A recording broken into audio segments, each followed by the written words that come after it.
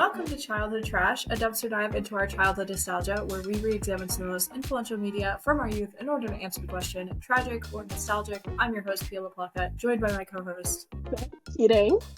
I love how long it takes. Yeah, it's okay. It's okay. It's okay. So, Pia, what are we doing today? Oh my gosh. In a minute. Okay. But we are doing something so winter, so January. Yes, so January. We are really feeling our winter vibes, and we are talking about Minutemen today. Woohoo! I'm so excited. Yeah, and I was thinking about, while I was watching this movie, I was like, did it give me a winter vibe? Like, did it give you a winter vibe? Their outfits always give me a winter vibe. It does not take place in the winter, even a little bit. But the frozen cat, that was super winter. That's true. Yeah. And I was just looking it up, and this actually did premiere in January in 2008. Amazing. So what are we coming up? What year is it even? 2024? We're coming up on the 16-year anniversary of this movie. That's upsetting. What the F? That's crazy. Yeah. Well, but this is just like one of our many 2008 films. I feel like 2008 is prime cinema. It's a cinema. It's hit after hit after hit. I'd like to share my Minutemen origin story before we begin. Please do. It's important to me. So when I was a kid, did you ever have those like portable DVD players that you would bring on like a car trip, and it kind of looked like a laptop? Yes. So we had one of those, and we had a few DVDs for it, and one of them was Minutemen. And I would bring her everywhere. Like on trips, I would bring Minutemen and just rewatch it like all the time. And I really had no recollection of this movie. I haven't rewatched it since I was probably 2010. I brought it on this trip once to like a family friend vacation that my mom dragged me on with a bunch of kids that I hate and do not talk to anymore. But they used to tease me so much for liking this movie, like so much, and it made me so sad. I was like, I just want to watch Minutemen in peace, and they were so mean. They were like, haha, like you just like this movie and it's bad, and you have a crush on them or whatever. And I was like, it made me so sad. I was like, I just want to watch my movie about time travel. Why can't I just be a girl? But that's so sad. Yeah, they were jerks. So if you're listening, you're a jerk. You're a jerk, and we hate you. Yeah, we hate you. But I can't wait to talk about this movie. It's so ridiculous. Yeah, I also I think I might have rewatched it like in the last 10 years, maybe. Yeah. But I don't know how recently I've seen it. I didn't remember much of the actual plot of what they were doing. I was like, oh, it's like cute time travel, snowsuit guys doing their snowsuit things, and then I was like, oh, there's like a point to what they're doing. Like they're trying to do something. No, yeah. Whether or not it's successful in that, I don't know. Who knows? Yeah. So I think we could get into some facts about this really quick. I just need to talk about this cast before anything. Yes, please. Oh my god. This is perhaps the greatest ensemble cast of Disney Channel actors to ever exist ever. Love it. I don't it's all of the underrated people, like Chelsea Staub, love her. Chelsea Kane now. She changed her name. Yeah. Okay. She get married or something? I don't know. She just I just remember that she changed her name at some point. She's so pretty. Oh my god, I forgot she was on Fish Hooks. But love that. Not Fish Hooks again. Jason Dolly, PJ. Jason Dolly. I refer to him as PJ in my notes many, many times. He was so charming. I thought he was such a cutie in this movie. He's so cute. Yeah, I was literally just like, oh my god, you are spectacular. And in Good Luck Charlie, I don't think they did him justice because he's so he works so well as the dorky, smart jokester kind of. And they made him stupid in Good Luck Charlie. And I don't know. But anyway, moving on. I loved him in this, and like to see his evolution from being like in Read It and Weep, which like we covered last year. I totally forgot about that. To being like the romantic interest and like more of a side character, to then taking on this lead role. It was really like an interesting transition, but I felt like he just kept this like he's so lovely to watch. Like he is so lovely, so sweet. I wrote this down, but I was like, I need him in a rom-com like right now. Yes. Yeah. Like he was so cute. Like he was just very, very charming. Anyway, Luke Benward, Disney Channel King. We just did an episode of Girl vs. Monster, where he is an icon in that movie. He's all grown up. We didn't do Girl vs. Monster. Wait, we didn't? Oh my god. Oh my god. That was a fever dream, Maggie. Yeah, it didn't happen. I watched Girl vs. Monster recently, and I think it was all in that time period of Halloween movies. Please ignore me. That's okay. I feel like we have talked a lot about him, especially because we talked to people involved with Cloud9, which is like one of our favorite movies. Yeah. And then we saw Mostly Ghostly, which was his first. Right. It was mostly Ghostly. It was mostly Ghostly. That's what it was. Which came out horrible movie, but it came out like right before this movie. Yeah. He is like 13 or something in this, and it's hilarious. He's got this squeaky little voice. I love him. He's adorable. And then Nicholas Braun. I have so much to say about this man. Evolution of character. like, oh my god. Have you watched Succession? I haven't, but I know that he's in it. Yeah, so he is Cousin Greg in Succession, and Cousin Greg is just like this freeloading twerp. Like he is such a nincompoop. Like, if there was ever a nincompoop, it's him. But also, Nicholas Braun has some very serious, like, allegations against him right now. So he's kind of on, like, a downward... Wait, I didn't know that. Yeah. Oh my god, I forgot he was Ponytail Derek, too. Whoa. He was. Yeah. It's something not good, though. Like, apparently he's just not a good dude, which is very upsetting because I liked him in this movie. Yeah. It's like, can you just stop? Like, Luke Benward and Jason Dolly did not have that problem, so why can't you be like that? But that's crazy, and he's the more successful one too. So like, of course, he would be a jerk. That sucks. It is. It sucks. But you know who's also in this movie? Have you seen The Vampire Diaries? Yes, I have. Oh my god, I was literally gonna bring that up. Oh my god. Elena's brother. What's his name in that? What's his name in that? Oh, Jeremy. He's doing he's always doing drugs in Vampire Diaries. Yeah. It's funny seeing him be like the popular it guy versus like Jeremy in the Vampire Diaries, and he's like a stoner loser. But oh my god, he was funny. This cast is fantastic. Who is that teacher? The teachers or the vice principal guy, like he's definitely been in a lot of stuff as well. Jean-Paul Manu. It's like French. He's in Phil of the Future. Oh. Playing another vice principal. That makes sense. He's just like one of those guys that's around, it seems. Like he's just in everything. He was in Scooby-Doo. Yes, he was. I love Scooby-Doo, man. Ugh, so good. Yeah. Oh, Beverly Hills Chihuahua 3. Which that's important. Is also by the same director. So this director, Lev L. Spiro, icon that's of a hilarious. guy, directed so many things, among other things, Beverly Hills Chihuahua. A cinematic achievement, if I've ever heard one. A trilogy to go down in history. Like, yeah. He did The Wizards of Waverly Place movie. Yes. Very nice. Minutemen, and it seems like he also did some episodes of Gilmore Girls, which is cool. Yeah, I saw that. Oh my god, he directed Insatiable. That movie was terrible. I never saw show. That. Yeah, it's not worth it. Not worth your time. But it was. Yeah, it looked. Yeah. Anyway, all-star cast. Loved it so much. All right. Yeah, let's start. So it opens.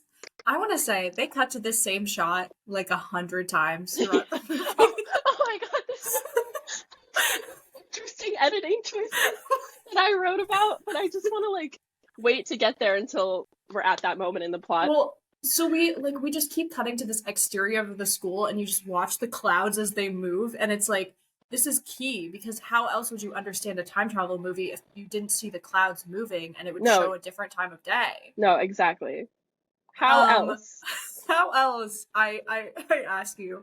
Anyway, so this starts on these kids' first day of high school, and they're freshmen. Yeah. They're bottom feeders.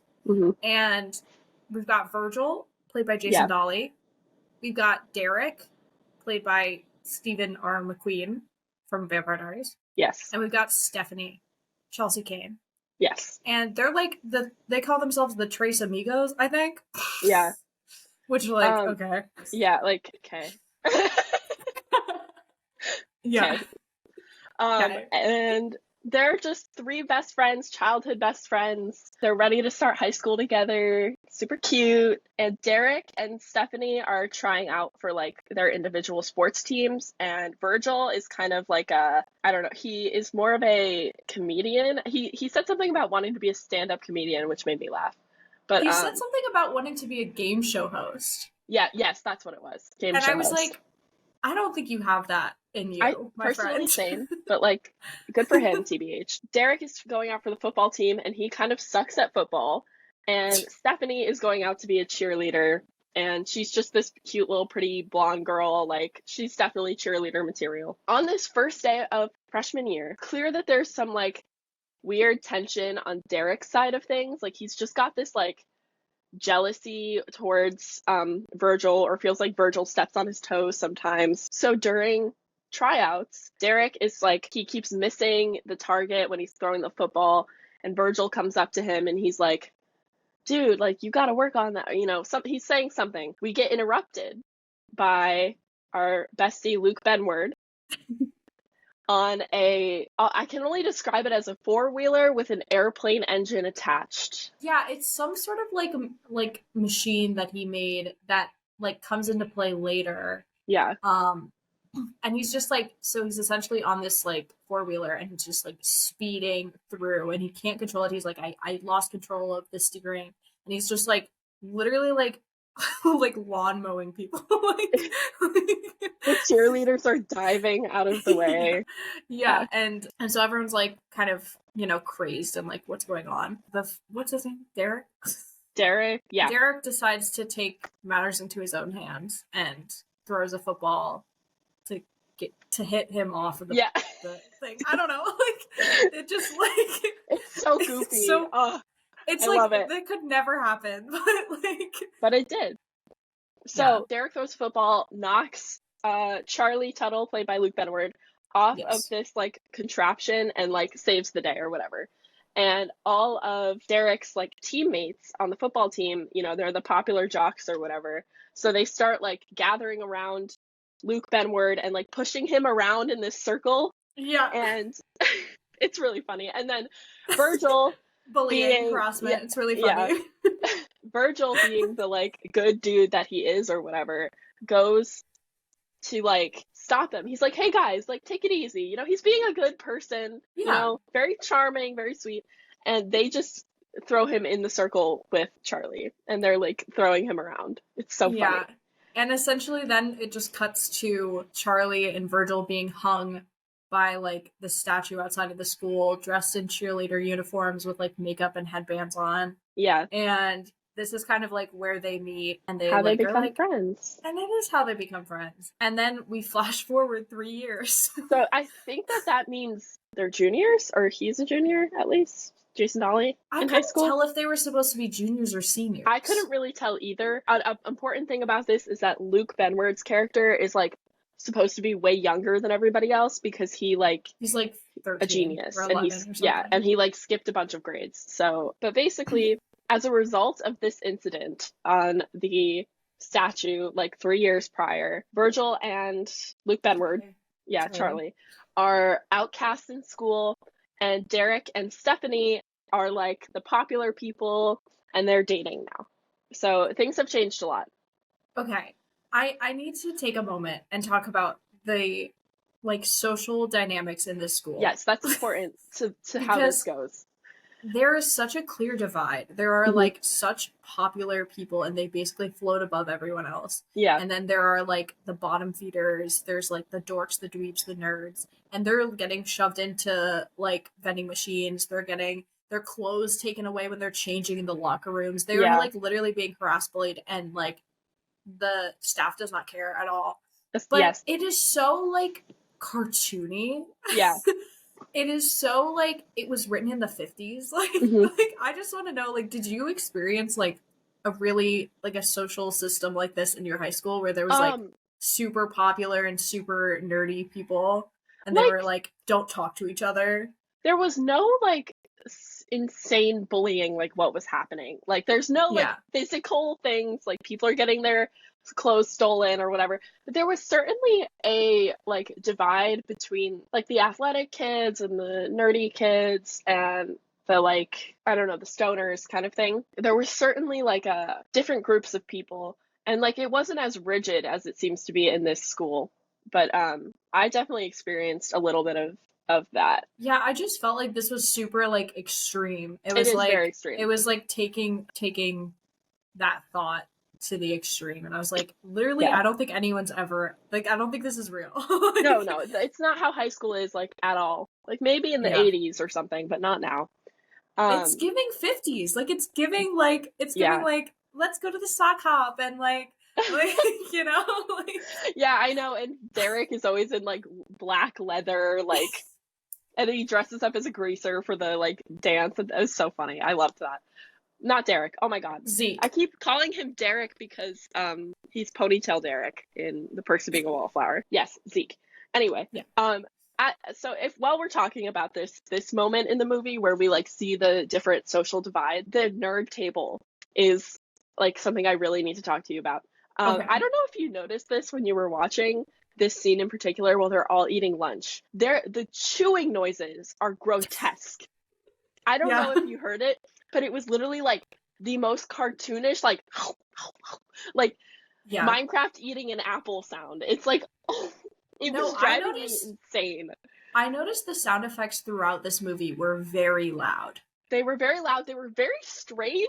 Like, I kind of loved it, but the chewing, I picked that up immediately, and I was like, I'm gonna be sick. It was gross. Anyway, yes. So Charlie, our little Luke Benward guy, is like working on a lot of different projects, it seems, and he has all of the nerds, like, under his command. They, like, salute him when he walks into the computer lab. It was so funny. It was so funny. And he brings Virgil into the computer lab and is like, dude, guess what I did? I designed a time machine and it will work because I know it will work. And they're like, okay, so we have to test out the time machine, basically, and build it. They have to recruit Derek because Zeke, because he's another outcast and has, like, a ton of engineering expertise. What is Zeke's character? Like, he's supposed to be, like, what's that guy? The guy from the Breakfast Club that wears the trench coat. Oh, that's, like, him in my head. The burnout or something, whatever. The burnout. Whatever. Yeah, he was trying. He felt like he was trying to give, like, Heath Ledger in 10 Things. Yes. He is so ridiculously taller than everybody else in this movie. Yeah. It's so funny. He's just, like, literally 6'5". Yeah. I was dying. And then there's, like, baby Luke Benward, and he's just, like, doesn't even come up to his waist. I know. So basically they build the time machine, and the trio of them, like, test it out with fucking Luke Benward's cat. They literally throw the cat into the, like, spinning vortex. What's the cat's name? It's oh my god. It's like Einstein or something. It's a horrible name. What is it? Einstein? Albert Feinstein. Yes, that's Albert what it Feinstein. And they throw the cat in, and the cat comes back out, and it's, like, all frosted. It's, like, just been in the winter forest in Narnia. Yes, and they were like, oh my god, like, this was the first time traveler. The first time traveler was a cat, which, like, love that. Love that. He's like, your cat was the first being to time travel. Yeah. And so now they're like, okay, it's, like, safe-ish for, like, us to do it. And so they decide to do it. But, like, basically, going back to, like, when Virgil got roped into, like, doing this whole time travel thing, he was like, I'll do it if I can get success, fame, and money. Yes. All he cares about is getting rich and popular. Yeah. He's so funny.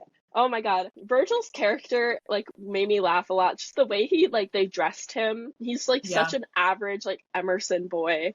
It's so funny. And the haircuts, like the haircuts in this movie are bizarre. They're crazy. I just need to know how that haircut that like Luke Benward has and Jason Dolley has like got popular. Like who was like, I have an idea. Like I think, do you know what I think it is? I think it's like, you know how in like the fourth Harry Potter, when like they let everyone grow their hair too long? Yeah. I think it's that.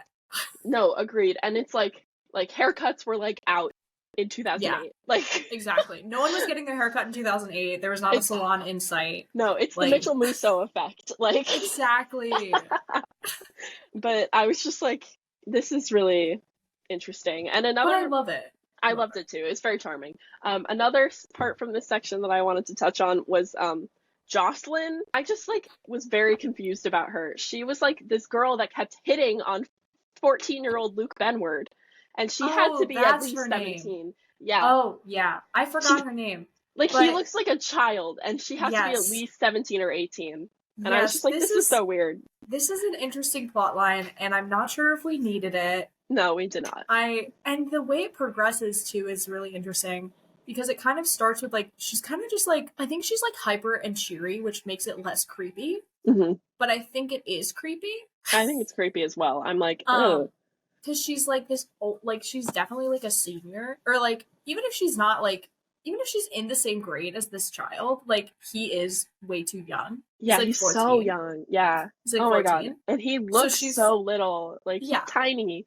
And she's just like every time she's around, she's like, oh my god. Yeah. And she's basically just like trying to figure out how to hang out with him and like get him to like her. Which is so strange. And I think it's really, I honestly, like, it is such a, like, one of the worst things about this movie, now that I think about it, is the, like, female characters. Like, they are so bad.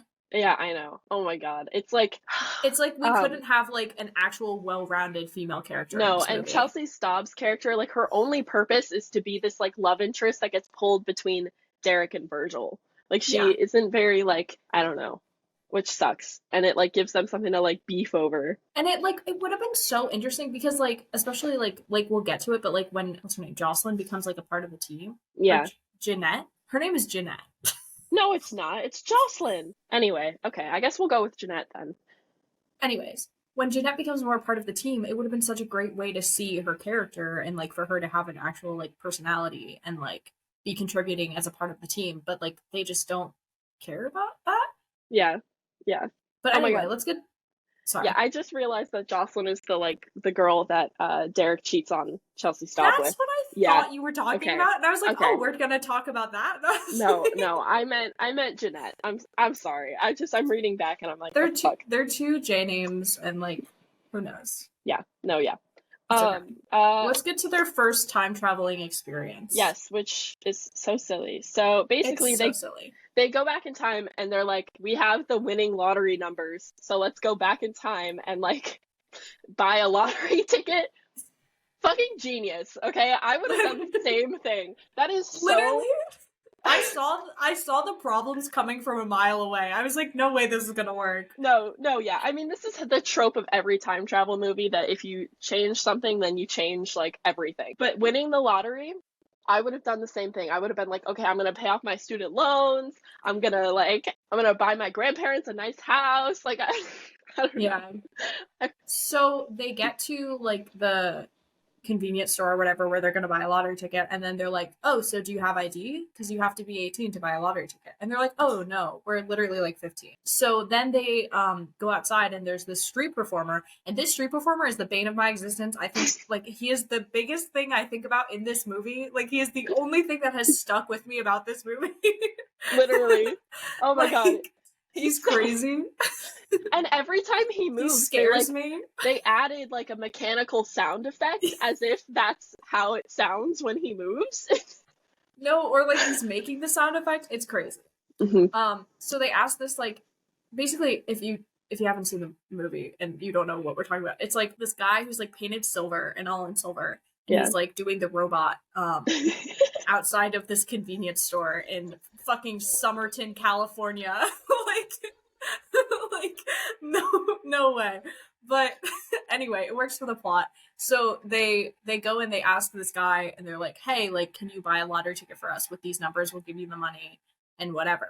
And he's like, yeah, sure. And then they have to leave because they only have like 20 minutes of time after they time travel to get back to jump back into the vortex or whatever, to get back in time and like not fuck with the space-time continuum or whatever. And so they leave, and then they come back, and then it's the next day because that was the day before. And this robot guy won the lottery, and of course didn't share his winnings with some fuck ass 15-year-olds. And yeah. So now Robot Man is famous, and he is like, he has a fancy car and all the stuff. Let's get to the there's sort of a montage of the boys deciding how they're going to use the time machine thing. Yes, I love a montage. I love the montage so much. Basically, they decide that they are going to use the time machine as like a heroic thing, and like go back and like save the nerds, basically, is their campaign to like change how they get treated in their high school landscape or whatever. And they recruit Jeanette, who is, going back to this, the girl that has a crush on Charlie, because they were like, somebody has to stay behind and like control all of the stuff, and they were all like, not it, and they kept doing this cute... When they played Not It, that was the funniest thing. It was my god. I thought, I was laughing so hard. I was like, because Zeke and Virgil were like, not it, like they got it really fast, and Charlie like was the last one, and he's like, guys, that's not fair, it's my machine. So they're like, okay, redo. And then it happens again. It's so funny. I was like, they're so cute. They're like older brothers. I liked it. So basically, Jeanette stays behind and controls the machine while they are going on their adventures to become known as the Snowsuit Guys. Well, because she is responsible for the costume change. Yeah. She's responsible for the outfit, the iconic fit known as the Snowsuit Guy outfit. Yes, the all white snow pants, jacket, goggles. Gloves. They are not wearing snow pants. They are wearing white jeans, and you cannot convince me otherwise. Oh, white jeans? I didn't look that hard. They are fully not wearing snow clothes. Like, besides the jacket, like they're just wearing all white after Labor Day, and it's crazy. All white after Labor Day. Someone call the fashion police. Let's get into like a list of like the stuff that they do. So they go and save the one kid from getting his clothes stolen from the lockers, like after his shower after gym. Yes. And give him like drip. He's like drippy. Yeah. And now he's got like this attitude because he's drippy. And then and so that's the first thing they do, and after they do that, they like run into the vice principal's like diorama of the school. Yeah. And so while they're becoming known as the Snowsuit Guys who save everyone and help the nerds and whatever, they're also becoming like despised by the vice principal because they messed something up for him. So now he's on the hunt for them. Yeah. He's like, F the Snowsuit Guys. They're disrupting the social order of this high school's whatever. Which like what? Yeah, I don't know. But basically, so they do all these like heroic things for all the little guys, and then throughout them doing their little quests, there's like this slowly progressing plotline of Virgil and Stephanie, and how like he has a big crush on her and they're best friends, but like they're not in the same social class. They're not in the same like whatever. Yeah, they're not both popular and stuff, so they can't really hang out. And he's like, oh, you want to be an architect and you have to go to cheer tryouts so that you could get into, it was a random school too. It was like UC, it wasn't Irvine. It was like UC something. And she breaks her leg the day before tryouts or something, or the day of tryouts. Yeah. And so that makes him go, I have a time machine. Oh my god, I have this time machine. Oh my god, like right back here. And he so he goes back in time with everybody and they save her from falling. He like runs into the cheer practice and catches her when she's falling. And he says something that like makes her think that she knows that Virgil is the Snowsuit Guy. What was it? It was it was Get Out or something like that. Yeah. Or Get Real. Like, the next day, she comes over and she's like, so, I know you're the Snowsuit Guy. And he's like, what? No, I'm not. What are you talking about? She first thinks that they're psychic, and then he's like, oh, no, we're time travelers. And then And then she's like, she just believes it, like, immediately. Yeah. No, yeah. It's very silly. But basically, they start to realize that after, like, going back and changing the past, the bullied are becoming the bullies, and things are not right in the universe. Especially Luke Benward's character is like, we need to chill on the time travel. I think we need to take a step back, you know? Like, we're messing with stuff too much. This poor kid is so stressed out. He's literally just like, he's like having a panic attack about the end of the world, like throughout this entire movie. He's just like freaking out. And he reveals basically that he stole files from NASA in order to make the time machine. So he like hacked everything. Man's hacked into NASA. Like, okay. He hacked into NASA. And at, like that's 10 years obviously old. That's obviously a crime. So like I think we can all agree that that's I think we can all agree that's a crime. Something we didn't mention throughout this is that there are some scientists like tracking like seismic activity in California, and they start to notice that there's like a lot of anomalies right at the high school where they've been doing the time machine. So that is like another aspect of like people are kind of starting to catch on to them. Then we get to, this is when things take a turn. Yeah, the inciting incident, if you will. There's a football game. It's the state championships. Derek basically flubs up the entire thing and like loses the game, which this didn't make any sense because there were 6 seconds left on the. I was paying attention to the football things. There were 6 seconds left on the clock, and he didn't like get a touchdown, which like he's not going. He's not Aaron Rodgers, so like I don't know how he would have done that. Yeah. I was like, did they need a touchdown? And they were banking on the fact that he could get it in 6 seconds. Anyway, so he like messes it up, and Stephanie. This is why we hate women in this movie. Yeah, clearly. Stephanie goes to Derek and is like, guess who has a time machine? Bro, I just have this time machine. Like, I don't know. And basically, they convince Virgil to go back in time and help Derek win the championship. Yeah, because what happened is he got distracted because like one of the old nerds who's now a cool guy was like mooning everyone. The drippy streaking or something. He's streaking. Yeah, he was streaking and that got him distracted. So so they go back in time and they tackle the guy who was streaking so that Derek can win the state championship. Yeah, and that kind of starts to repair the relationship between Derek, Stephanie, and Virgil. They're all of a sudden like becoming friends again because Virgil did this thing for Derek.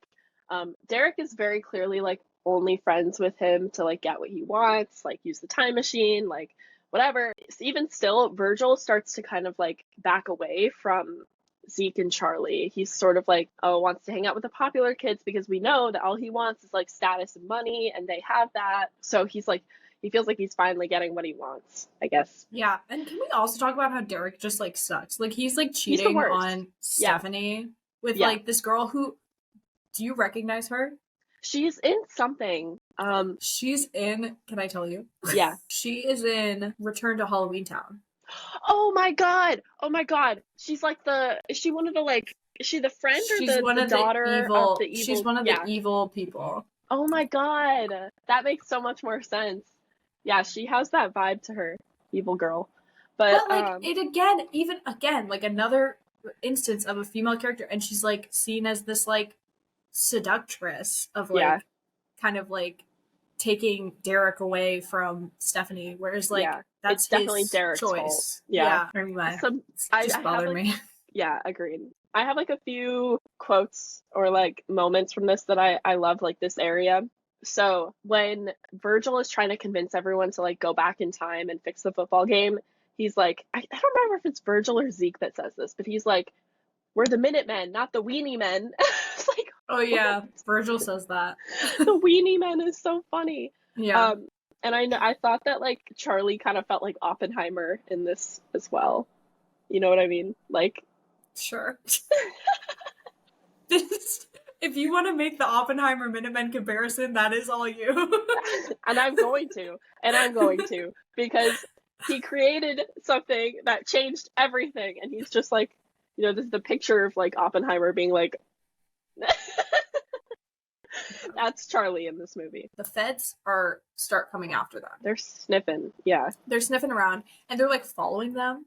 There's this whole like scene where Virgil's at like a convenience store and he's like buying something, and there's a guy who's like inching, like following him. Like, it's really funny. And they're like just everywhere. And so the FBI bring them in, and they're like, we're not gonna say you made a time machine, but like, what if you did, and what if it's really a problem? Because like, we know someone stole our files. And they're like, we actually don't need to say anything because we're not under arrest, so we're gonna head out.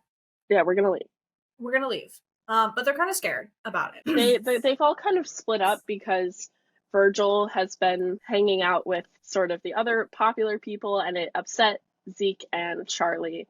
But he's like at a party, and he ditches Charlie for the party, and because Charlie lives next door to the guy who's throwing the party, of course. Of course. So they're kind of having a tiff about the time machine and whatnot. And basically, in this time, Stephanie finds out that Derek has been cheating on her with Jocelyn. And she sees them kissing. And basically, Derek goes to Virgil and is like, can you go back in time and stop her from seeing us? Not even stop me from, like, doing that. He's like, can you just stop her from catching us? Like, he's not sorry for cheating. He's sorry he got caught. And Virgil, like, kind of being the people pleaser that he is, he, like, basically agrees to it. And they have a plan to go back in time and fix that on the night of the prom, because everything happens the night of the prom in every Disney Channel movie. Let's be clear, it's not a prom. It's a sock hop dance. It is just a dance that's happening in a random time. Yeah, they're all dressed and like also, it's the 50s. One of my favorite scenes, though, comes when Stephanie and Derek break up. Yeah. And Virgil goes to her house. Oh my god. And it's so High School Musical coded. Yeah. And he like climbs up her like trellis to get to her like back porch. He breaks a plant. He brings her elbow pasta because he couldn't find pistachios. I think about that to this day. That is so funny. Like, who is like, oh, I just grabbed these pasta shells, but I meant to get pistachios. Like, what? And then she goes, did you bring any marinara sauce? And he's like, no, but I can get some. He's so sweet. He's like, he'll do anything. Like, she didn't even tell him what happened, and he hung up the phone and ran to her house immediately. It was so cute. I was like, see, Jason Dolly in a rom-com. I need it. I need it now. No, I think so. Yeah. But I love that. But so they're getting closer as kind of Derek and her are like separated. Mm-hmm. Yes. Like they're divorced. Anyway, yeah. Charlie has found out that not only is their time traveling like making things worse in a lot of ways, but it's also creating a black hole. Of course it is. Yeah. So they figure out that they have like 4 hours to live, and Charlie and Zeke kind of reunite with Virgil in order to like save the day. And Virgil and Stephanie are at the dance together, and they like are getting very close to like kissing and like being a couple, and Derek kind of interrupts that and is like, are you ready, dude? Like, let's go like fix my mistake or whatever. And they're on their way, and it kind of they all kind of meet up in the middle of that, and Virgil does not end up going back in time to fix that part, but they do have to go back in order to close the black hole. I was a little confused about how this worked, like why they had to go back. So they basically had to like undo everything that they did, and by doing that they went through the black hole. Yeah. And that popped them on the day 3 years ago where they all met. Yes. And they end up in this park like on the other side of town, and it's like just a bunch of little kids, and Zeke is like, dude, we're like, we landed in like a world where everyone is tiny, and he's like, what up, munchkins? And it's like all these kids on the playground. It's so funny. We're in munchkin land. He always had such good lines, and I'm so terribly sad that he's a terrible person, but yeah, that's always a shame. Yeah, he's sleazy cousin Greg. But so they go back, and Virgil's like, oh, this is perfect. Like, this is the day that like everyone has talked about for my entire high school career. I can finally stop this from happening.